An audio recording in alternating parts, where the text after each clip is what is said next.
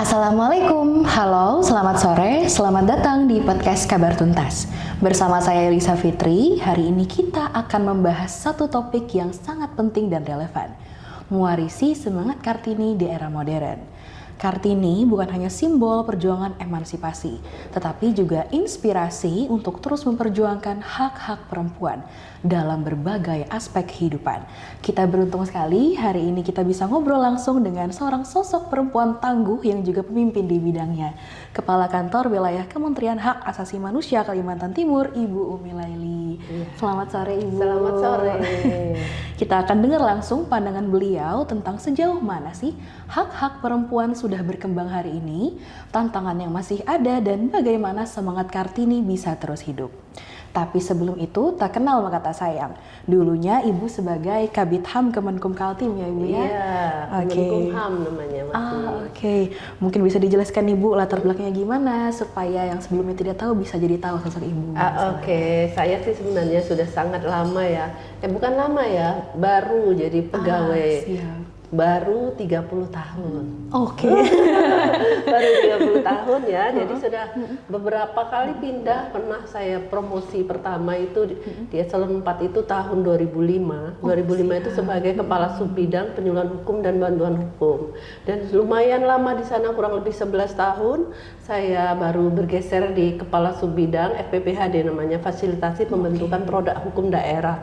Itu kurang lebih 3 tahun. Kemudian masuk di Kasubid Pemajuan HAM di kurang lebih 10 bulan ya. Setelah itu promosi kepala bidang hukum. Jadi kalau kepala bidang hukum itu kebetulan membawahi banyak tugas yang berkaitan dengan pembentukan produk hukum daerah, penyuluhan hukum, bantuan hukum, dan lain-lain.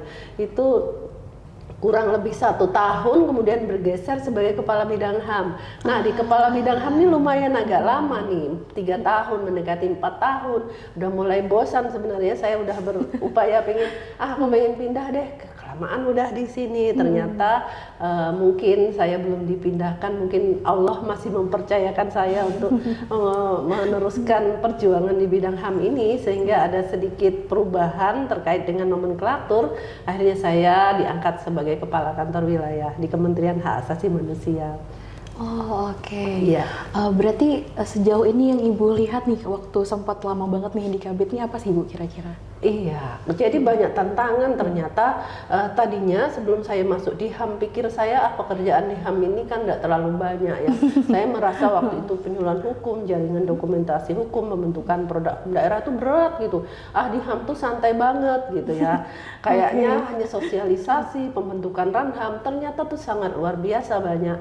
Belum kita ngomong ranham ya, rencana aksi nasional hak asasi manusia, sebagaimana yang diamanahkan oleh peraturan presiden tentang ranham itu sendiri, terus tugas lain tentang peraturan menteri tentang pembentukan kabupaten kota peduli HAM itu yang dinilai sangat banyak. Ada 120 indikator yang dinilai satu persatu, dan alhamdulillahnya juga untuk Kalimantan Timur dan Kalimantan Utara ini didukung oleh teman-teman dari Biro Hukum Provinsi maupun dari kabupaten kota se-Kalimantan Timur dan Utara, karena wilayah kerja kita di Kalimantan Timur Utara. Belum lagi mengenai pelayanan publik berbasis HAM dan tugas-tugas lain bisnis dan HAM. Tapi itu harus satu sesi podcast lain deh, ngomong bisnis dan HAM sendiri, pelayanan publik berbasis HAM sendiri, belum lagi penanganan dugaan pelanggaran HAM. Itu juga tugas kami yang menjadi tantangan, dan kami sampai datang ke pelosok-pelosok untuk mengklarifikasi dugaan pelanggaran HAM ini. Kami pernah datang di satu pulau Lanting waktu itu di wilayah Kubar sana, yang saya pikir dekat, ternyata begitu kita naik perahu, jauh sekali dan tidak ada safety-nya. Tahu gitu, saya tuh kalau sampai ketahuan keluarga saya pasti dimarahin, loh kamu kok ngelewatin lembah-lembah seperti itu, naik kapal klotok yang kecil tanpa ada safety, tidak ada ininya, pengamannya. Dan informasinya saya tanya-tanya sama pembawa ininya, bukan speed ya, perahu kecil itu ada buayanya juga di wilayah situ. Tapi dikatakan ini ada buaya yang lihat-lihat kita, tapi dia tidak pernah kok ganggu kita, semacam itu. Tapi tetap aja takut. Tetap aja takut ya. Oke, sebelum berbicara terlalu jauh nih Bu, Iya. apa sih HAM itu sendiri? Oke, kalau kita bicara HAM, sebenarnya setiap manusia itu punya hak asasi manusia Siap. ya, tapi nggak apa sih HAM, bahkan ada sebagian kelompok masyarakat yang menganggap HAM itu hanya milik segelintir orang, HAM itu hanya untuk pejabat, HAM itu diberikan oleh dinikmati oleh kalangan tertentu. Ternyata tidak. Kita bisa buka Undang-Undang 39/99 tentang hak asasi manusia, itu khususnya di pasal 1 huruf A jelas disebutkan bahwa hak asasi manusia itu hak yang melekat pada diri manusia sejak dalam kandungan dan dimiliki oleh setiap manusia yang hidup dari dalam kandungan itu, yang merupakan anugerah dari Tuhan yang Maha Kuasa ya. Jadi tidak diberikan oleh negara, tidak diberikan oleh hukum, tapi dia melekat pemberian Allah Subhanahu wa taala yang wajib dihormati, dilindungi, dihormati, dijunjung tinggi, kemudian ditegakkan hak asasi manusianya oleh siapa? Oleh orang itu sendiri, oleh masyarakat, oleh pemerintah dan oleh negara. Harus diberikan perlindungan demi harkat martabat manusia itu sendiri. Jadi semua orang punya HAM. Cuman HAM itu tadi ya, kalau kita bicara HAM tuh dia sih berprinsipnya pertama adalah universal, ada non diskriminasi ya kan. Terus kemudian tidak bisa dipisah-pisahkan antara HAM yang satu dengan yang lain. Satu kesatuan yang utuh. Kenapa dibilang demikian? Dia universal itu milik semua orang, mau dia itu maksudnya tidak dibatasi apakah status sosialnya, warna kulitnya, jenis kelaminnya, ataupun status sosialnya, bahkan secara ekonominya bagaimana, tapi semua manusia itu memiliki hak asasi manusia. Memiliki, bahkan dimensi HAM ini lebih luas daripada dimensi hukum kalau saya bilang ya. Kok bisa begitu? Iya, kalau hukum itu berlakunya secara teritorial. Misalnya perda provinsi, maka berlaku untuk wilayah provinsi saja. Undang-undang level nasional berlaku di Indonesia. Tapi kalau kita misalnya mau terbang ke KL, Kuala Lumpur, begitu naik pesawat, kemudian mendarat, landing di Kuala Lumpur, maka hukum kita yang ada di Indonesia itu sudah tidak berlaku. Maka kita harus mematuhi hukum yang ada di negara tersebut. Tetapi ini akan berbeda ketika kita bicara HAM. HAM itu wilayahnya justru sangat luas karena universal tadi dimiliki oleh setiap orang yang hidup, maka dimanapun dia berada dia tetap memiliki hak asasi manusia. Oke, siap laksanakan. Itu dia tadi penjelasan singkat dari Ibu Umi Laili terkait HAM. Dan juga kita menutup sesi 1 berkenalan dengan Ibu Umi Laili. Kita akan ketemu lagi di sesi kedua. Terima kasih.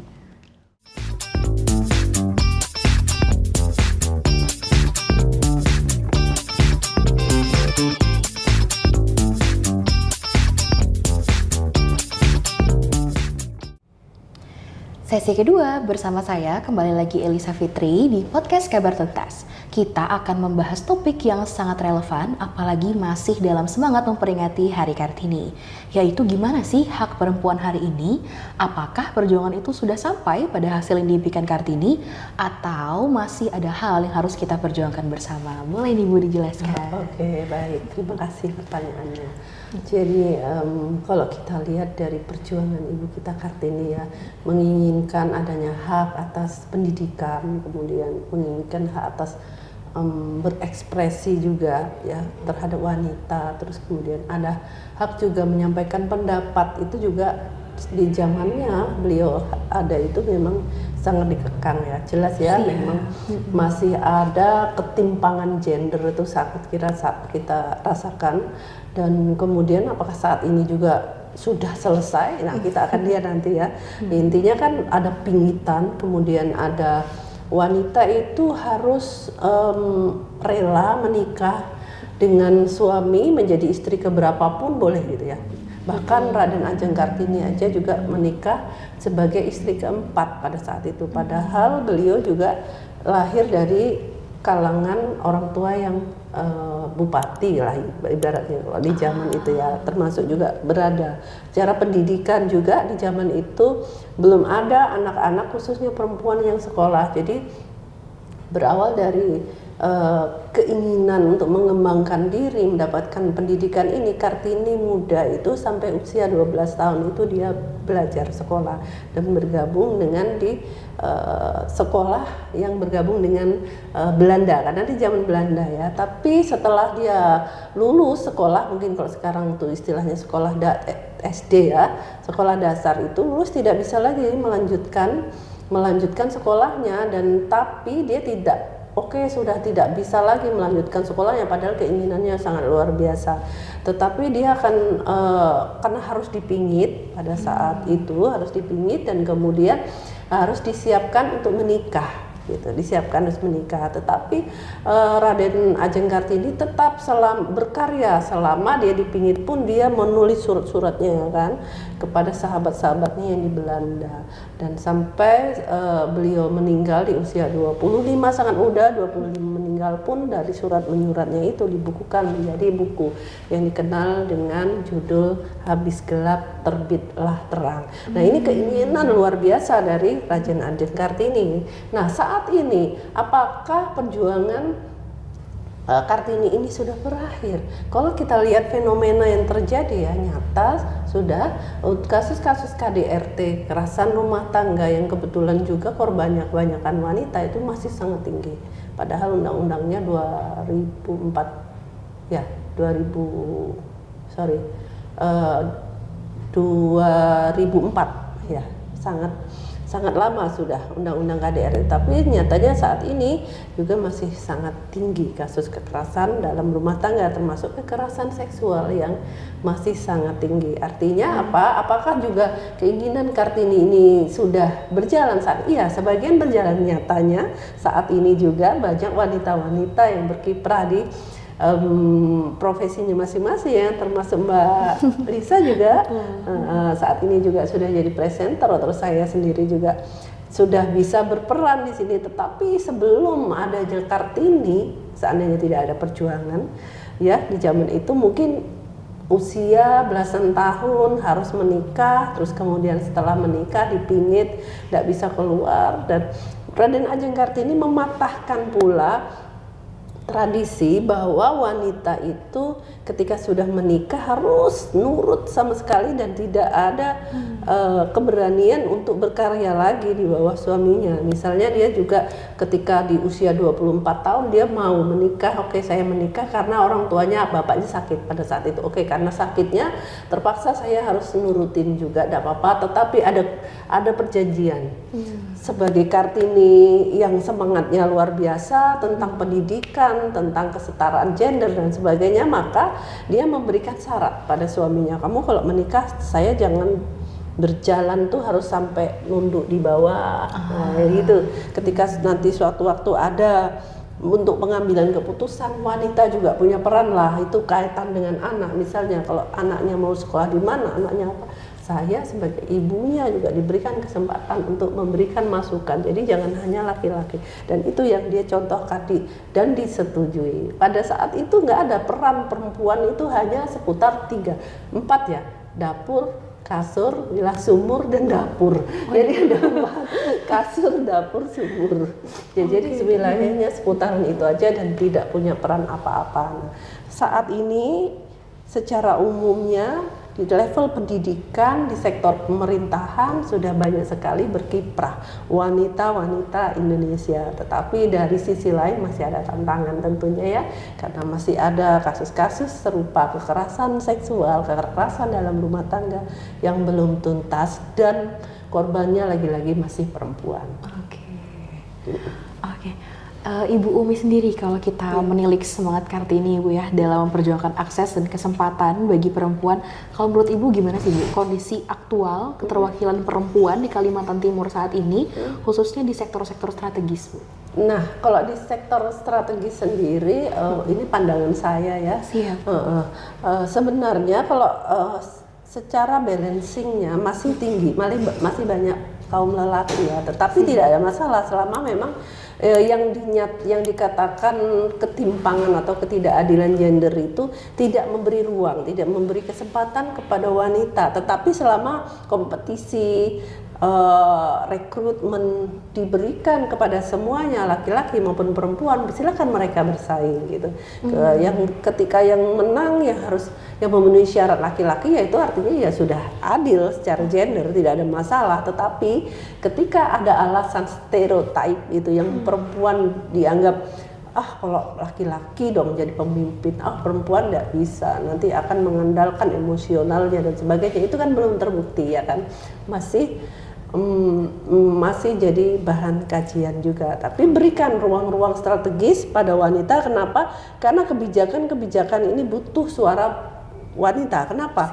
Misalnya kita bikin peraturan ya, produk hukum berkaitan dengan bagaimana belajar, bagaimana kurikulum belajar, itu kan anak-anak kita kan ada laki-laki, ada perempuan yang tahu persis anak-anak itu kan ibu. Maka di level-level strategis kayak di dewan misalnya ataupun pejabat-pejabat publik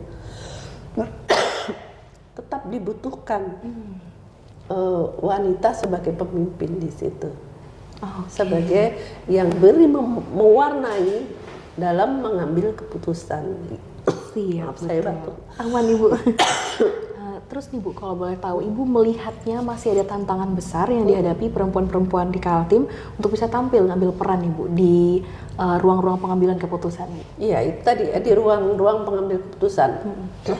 Sebenarnya ya, kalau kita bicara lahirnya Undang-Undang Hak Asasi Manusia 3999 itu kan tentang hak asasi manusia itu juga berawal dari adanya diskriminasi, berawal dari ketimpangan gender, berawal dari banyaknya kasus-kasus kekerasan juga yang berbasis hak asasi manusia yang masih membeda-bedakan manusia yang satu dengan yang lain, bukan hanya perempuan dan laki-laki, tetapi dari suku tertentu, dari agama tertentu, minoritas itu biasanya. Maka lahirnya Undang-Undang Hak Asasi Manusia itu yang memberikan ruang bahwa setiap manusia punya hak yang sama, mau dia laki-laki, mau dia perempuan, mau dia asalnya dari mana, mau dia pendidikannya bagaimana. Maka sekarang ini yang saat ini yang menjadi PR adalah implementasi daripada undang-undang tentang HAM dan konstitusi sendiri, khususnya di pasal 28I ayat 4 itu ada P5 HAM. Ini mengatakan bahwa ada penghormatan, pemajuan, perlindungan, penegakan dan pemajuan hak asasi manusia itu menjadi tugas pemerintah. Nah, yang kita lihat ada penghormatan. Bagaimana menghormati hak asasi manusia itu? Apakah dia laki-laki, apakah dia perempuan, apakah dia disabilitas, apakah dia masih anak-anak? Maka penghormatan itu harus diberikan dalam bentuk dimuat di dalam kebijakan, termasuk pemenuhan. Bagaimana pemenuhan hak asasi manusia di era saat ini kan masih banyak pelanggaran-pelanggaran HAM. Ya, khususnya untuk disabilitas, apakah sudah memenuhi syarat? Secara internasional ada kewajiban layanan-layanan publik itu berbasis hak asasi manusia. Bagaimana anak hak untuk bermain. Jadi kalau kita ngomongin hak ya, hak perempuan itu bagian dari hak asasi manusia yang include ya, yang harus diadakan di setiap sektor, baik itu di rumah, di kantor, di layanan publik, di mall, di bandara, dan dimanapun. Jadi harus berbasis hak asasi manusia. Hak perempuan ada tidak fasilitasnya, ruang laktasi ada, itu menyangkut hak perempuan dan hak anak di layanan-layanan publik gitu. Terus kemudian lagi kebijakan-kebijakan yang dilakukan oleh pemerintah ini apakah sudah perspektif perempuan, hak asasi manusia bagi perempuan. Misalnya banyaknya perempuan sebagai kepala keluarga yang dalam hal ini tidak ada pasangannya atau pasangannya sakit yang tidak bisa bekerja, itu hak asasi manusia perempuan untuk akhirnya dia harus menghidupi, memberikan menafkahi anak-anaknya, misalnya seperti itu. Apakah ini pemerintah sudah menyiapkan? Makanya kita punya program Ranham. Nanti kita bahas lebih lanjut ya, di Ranham itu lebih rinci lagi tentang salah satunya adalah perempuan sebagai kepala keluarga. Oke, terakhir nih Bu, kalau boleh Ibu membayangkan 5-10 tahun ke depan seperti apa wajah partisipasi perempuan yang Ibu harapkan tumbuh di Kalimantan Timur? Wajah sampai 10 tahun ke depan. Gimana nih? Ya pastinya kalau saya membayangkan itu harus membayangkan yang baik-baik ya, itu kan Siap. optimis ya namanya.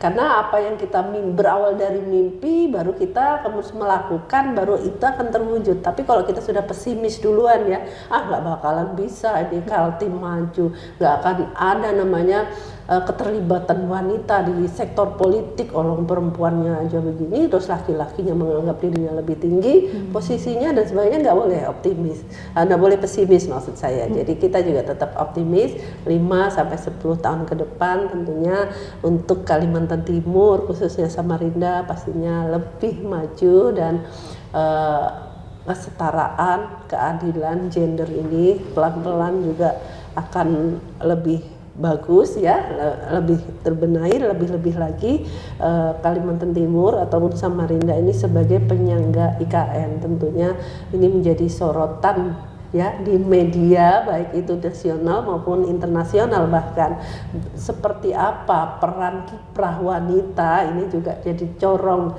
dari keberhasilan Kalimantan Timur, karena dari rumah, dari ibu yang baik melahirkan keturunan yang baik, keluarga yang harmonis, disitulah semuanya akan berjalan dengan baik atas peran partisipasi dan keaktifan seorang ibu yang tentunya memenuhi standar hak asasi manusianya sudah berbasis gender sebagaimana yang dicita-citakan oleh Raden Ajeng Kartini. Oke, siap Ibu. Itulah tadi sesi 2 kita bersama Ibu Milaili. Kita akan kembali sesaat lagi di sesi 3.